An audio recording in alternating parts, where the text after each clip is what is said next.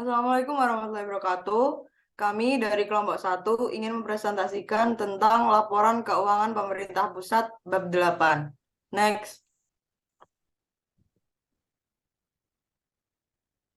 Sebelumnya perkenalkan nama kelompok kami ada 1 Karel Angelika NPM 289, 2 Titis Widya NPM 297, 3 Lisa Hernanda yaitu saya sendiri NPM 275, 4 Muhammad Khairul Amar NPM 299, 5 Muhammad Safiullah NPM 164.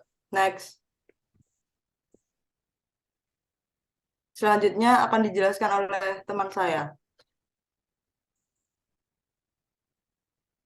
Yang pertama, laporan keuangan pemerintah pusat. Ada laporan keuangan, yaitu merupakan catatan informasi keuangan suatu perusahaan pada suatu periode akuntansi yang dapat digunakan untuk menggambarkan kinerja perusahaan tersebut. Laporan keuangan juga bagian dari proses pelaporan keuangan. Next.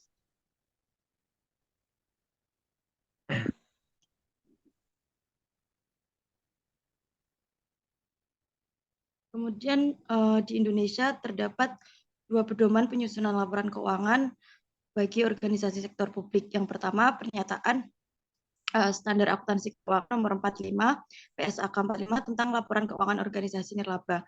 Yang kedua, Standar Akuntansi Pemerintah SAP yang dituangkan dalam Peraturan Pemerintah atau PP nomor 24 tahun 2005.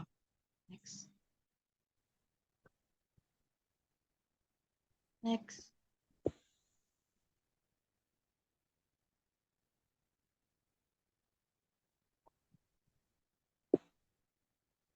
Selanjutnya akan dijelaskan oleh rekan saya.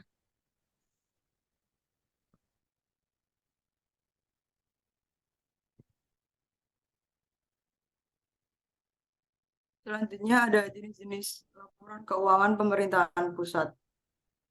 Laporan realisasi anggaran. 1 ada laporan realisasi anggaran, yaitu laporan yang berisi tentang informasi mengenai realisasi pendapatan, belanja, dan pembiayaan dari suatu entitas yang dibandingkan dengan anggaran pendapatan, belanja, dan pembiayaan.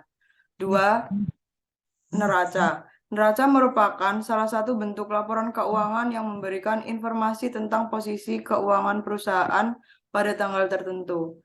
Selanjutnya akan dijelaskan oleh teman saya.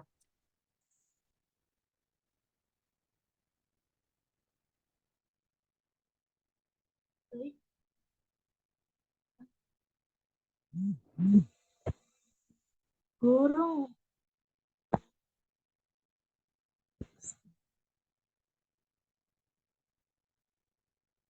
bisa ulang gak ya, Wo?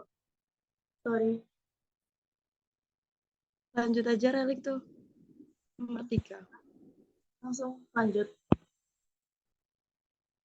Yang selanjutnya ada laporan arus kas. Laporan arus kas adalah salah satu bentuk laporan keuangan yang menyajikan informasi kas sehubungan dengan kegiatan operasional, investasi, pembiayaan, dan transaksi non-anggaran yang menggambarkan saldo awal. Yang keempat, catatan atas laporan keuangan. Catatan atas laporan keuangan meliputi penjelasan naratif atau rincian dari angka yang tertera dalam laporan realisasi anggaran, neraca, dan laporan arus kas. Selanjutnya akan dijelaskan oleh rekan saya.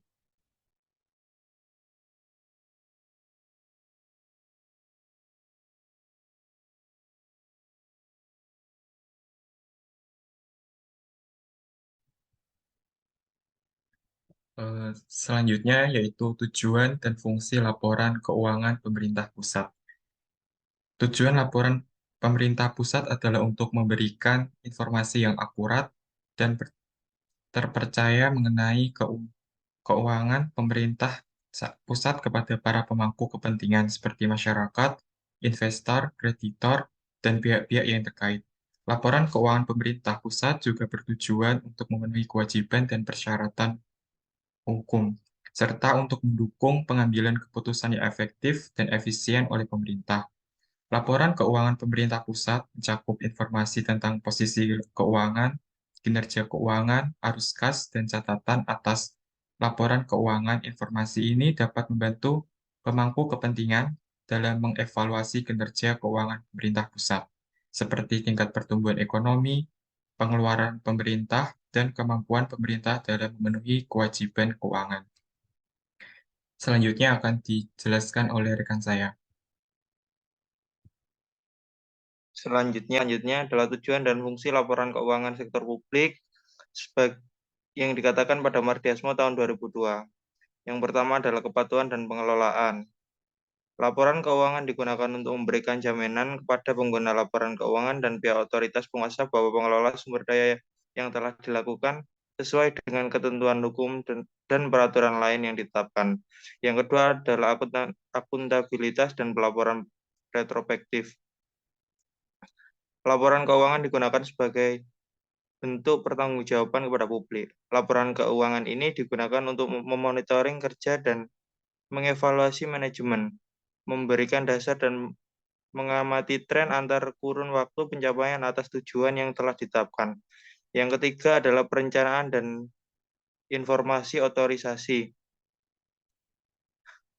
Laporan keuangan berfungsi untuk memberikan dasar perencanaan kebijakan dan aktivitas di masa yang akan datang.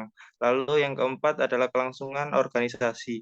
Laporan keuangan berfungsi untuk membantu pengguna dalam menentukan apakah suatu organisasi atau unit kerja dapat meneruskan penyedia barang dan jasa. Lalu yang kelima adalah hubungan masyarakat. Laporan keuangan berfungsi untuk memberikan kesempatan kepada organisasi untuk mengemukakan pernyataan atas prestasi yang telah dicapai kepada penggunanya. Lalu yang terakhir adalah sumber fakta dan gambaran, yaitu laporan keuangan bertujuan untuk memberikan informasi kepada sebagai kelompok kepentingan yang ingin mengetahui organisasi secara lebih dalam.